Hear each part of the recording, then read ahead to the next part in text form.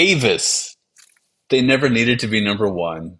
They just needed to be the one that cared the most or cared more, right?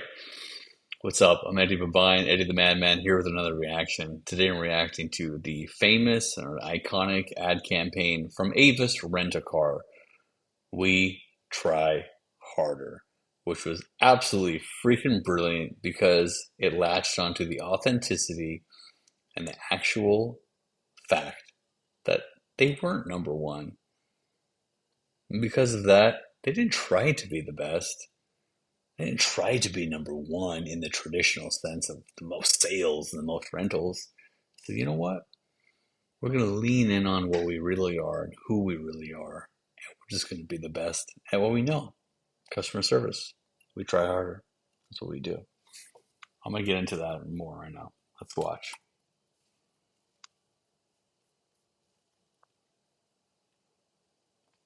1977. Yo, 2 years before I was born. It's been going on a long time. This is like a 50-year campaign. 50, 5-0. 5-0. Huddlemeyer, Mr. Huddlemeyer, Mr. Huddlemeyer, Mr. Huddlemeyer, Mr. Huddlemeyer. Excuse me, but I understand you reserved an Avis car in Buffalo. Well, not only is your car going to be there, but even now Avis is checking the engine, tires, even the ashtrays. Nobody beats our car care program. So relax. Avis wants you to enjoy your trip in the air and on the ground. Oh, good. We try hard, Avis, we don't know another way. Have a nice trip. I love that. But you notice you talk about ashtrays? That was the thing, right? I mean, there's still ashtrays in cars now, but back in the day, pretty much everyone smoked.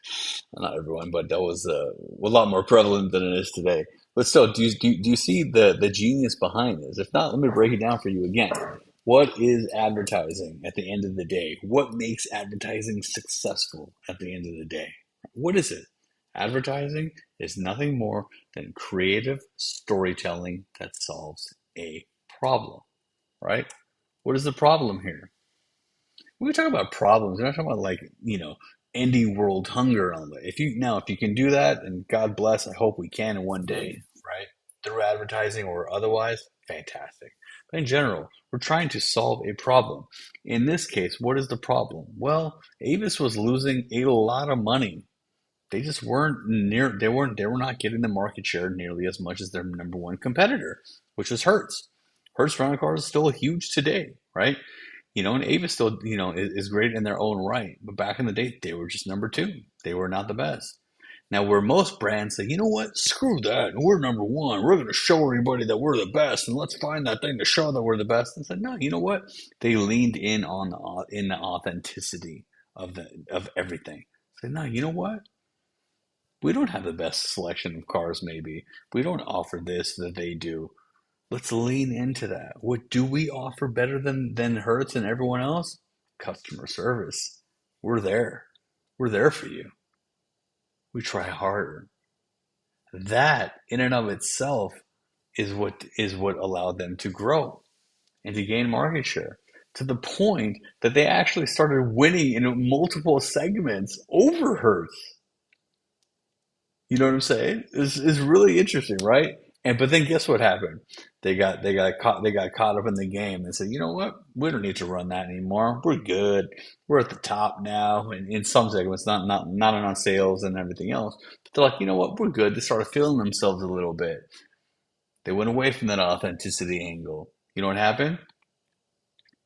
Any Rocky fans in the house? Sylvester Stallone, anybody? Right? Rocky, he was the underdog. Everyone loves the underdog. That was the insight behind this, right? Everybody instinctively roots for the underdog. Doesn't matter whether it's in a movie like Rocky. It could be in March Madness or in college basketball season, which is coming up very shortly, right? We want the underdog. Oh yeah, the number 16 seed might take out the number 1 seed. People are always rooting for the underdog. We instinctively want that. We want people to try harder. Just knowing that, like, oh, they actually care about me. It's a corporation. They actually care about me. That's fantastic. You know what I'm saying? So when people show vulnerability and weakness, people equate that to honesty. That's part of it, right? So again, what is advertising, right? What is it? Creative storytelling that solves a problem. What's the problem? They need market share. They were losing money. They were getting close to going bankrupt, going out of business. So they leaned in on the authenticity that they just try harder. They ran that. They ran the hell out of it, as well they should have, and it freaking absolutely worked. And they were running this campaign at a time, again, relevance and timing is a huge factor. This is a time when everyone's like, we're the best. We're number one. The most trusted brand in blah, blah, blah, blah, blah, blah, blah, blah. And that's great. If you are, fantastic. Run with that, right? But during a time when everyone's the best, everyone's the best, everyone's the best, everyone's the best, they're like, yeah, we're number two. Has anyone in the history of mankind ever touted the fact that they were number two? There's nothing wrong being number two. You know, the Winter Olympics are happening right now. There's plenty of silver medalists. Would they rather have been gold medalists? Sure. But is there anything to hang your head down for being silver? You're number two in the world? Pretty good. Pretty good. Right? So anyway, it's all about authenticity. Nowadays, brands, this ad's from the 70s, obviously. I mean, the campaign that was started running early, even earlier than that. Nowadays, everyone's concerned about and is really trying to tap into Gen Z, right? As well they should, right? Huge generation. Gen Z is about authenticity. They want to connect with the brand. Like, yo, this brand gets me. They feel me. They understand. They know what's up. Avis knew what was up in a long time. They were ahead of the curve. They really were. You know, they really understood that what quality was. And they said, you know what? Instead of trying to tell everybody we're number one, we're going to show them how. You know, or everyone instead of trying to say we're number one, don't look at Hertz, don't look at Hertz. We're number one. No, you know what? No, it's cool. They're number one. It's all good. They can be number one in sales. We're number two. You know why we're true? We try harder. What would you rather have? Ooh, we're number one because we have more selection. Selection? Oh, that's cool. It's nice to be able to select more, you know, have more options for a car. But when you're buying something, would you rather have better service? Takes care of you better, right? How many times have you gone to a restaurant where the food is fantastic? You heard the chef is great and this and that. The service, meh, right? But it was a top-notch, five-star, Michelin-rated restaurant, right? Most of them are great service-wise, but it happens where the service isn't as great sometimes. But then you can have a slightly lower tier, right? Maybe a 4 or 4.5 star restaurant. The food is still great, but the service is just off the freaking hook, right? You remember that. You remember the service. While you remember the food, you remember the service, the experience. That's the whole thing. Again, the insight, the universal truth that they were trying to tap into, right? What is the universal truth here? People inherently root for the underdog. People want the underdog to win, right? And two, we as consumers want to have a benefit. What's in it for us? What are we getting? We're getting better service. When you have somebody who's trying harder for you, you feel good. You know you're in good hands. That's what it is. Not just like, ooh, we're number one. We have more cars. Who cares? Rental car is a rental car. You're not marrying the car. You're not buying it. You're not leasing it for 3 years or buying it for 5. You're renting it for a day or two or a week, right? Yeah, you want more. Like I said, you want more options. Yeah, I'd rather have the green convertible instead of the red convertible. But you got taken care of. You got somebody who actually cares. They care about what you're doing, what you're saying, this and that. This campaign again ran for 50 freaking years, right? So again, we were talking about universal truth and benefit. People are always rooting for that underdog. They're leaning into that authenticity. Where people root for the underdog, they want that, right? They connect with that. What is the benefit? You have customer service that's going to take care of you, that was built and designed. The entire program, the entire brand is built on helping you. That's a massive benefit. You put them together and you have a 50-year campaign. Pretty cool, right? Pretty cool. I mean, again, our entire lives, we're talking about number one, number one, number one, number one, number one. I went to my niece's sixth grade basketball game just last week. And the cheerleaders, even at that age, are cheering, we're number one, we're number one, we're number one. And they were number one because they didn't win a championship. But regardless, they were number one. We're number one. That's ingrained in us to be number one, to be number one, to be number one. No one has ever touted, we're number two, we're number two, we're number two. Hell, there was a brand in the '90s called No Fear, and if you know exactly what I'm talking about, you're probably as old as I am. You probably got enough gray as I do right here, right? And their entire campaign basis was second place is the first loser. Cool, cool tagline actually, right? But then and cool positioning because their whole thing was motorsports and extreme and number one. If you're not number one, you suck. That's fine. That's the concept and the stuff they built.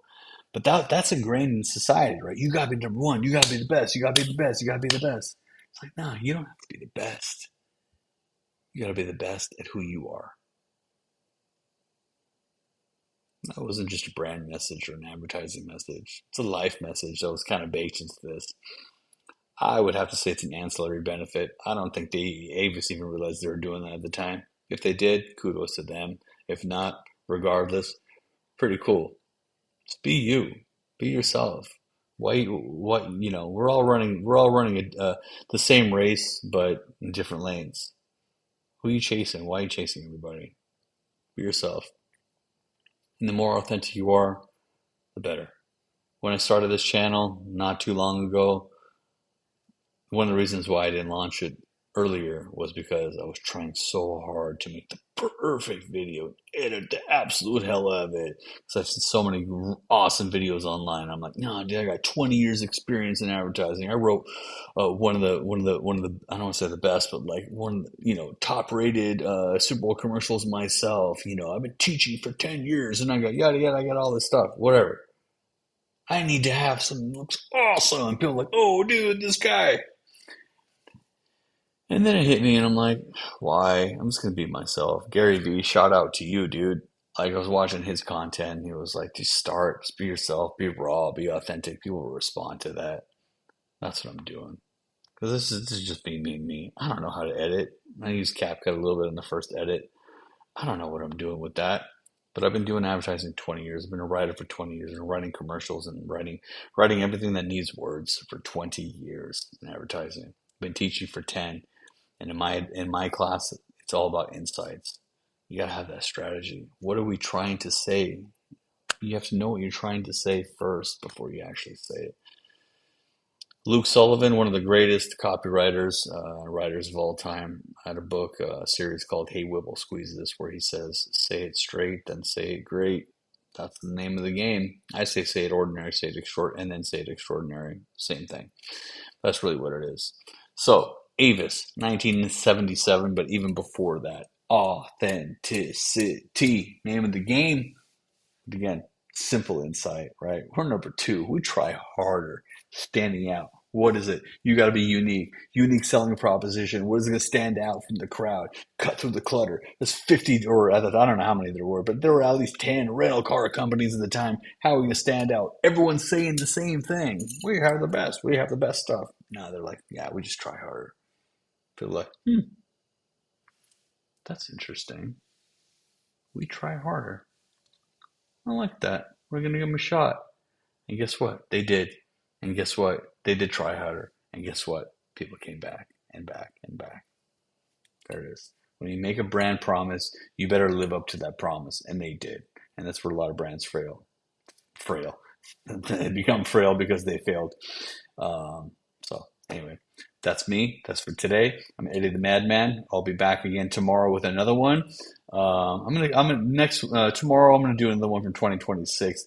This last weekend, it was just there's so many bad ones. My God! But today I needed a break for myself, and I want to do a couple of the great ones. So a couple, so I did the Apple 1984. Now we're going to Avis.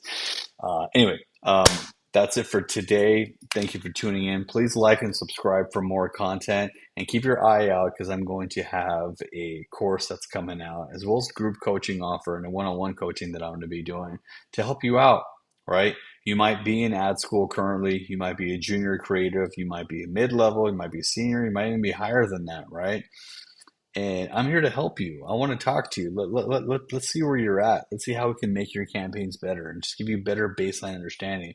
You might even be a creative. You might even be a strategist or want to go on the strategy side, right? I can give you intel not only strategically, but also from the intel from the side of the creative, and will make you an even better strategist. What we look for as creatives, you know what I'm saying? So anyway, look out for all that stuff. Like, subscribe, give me a comment. Tell me what you like about this. Tell me what you hate about it. I want to know. I want to learn so I can make better content for you guys, right?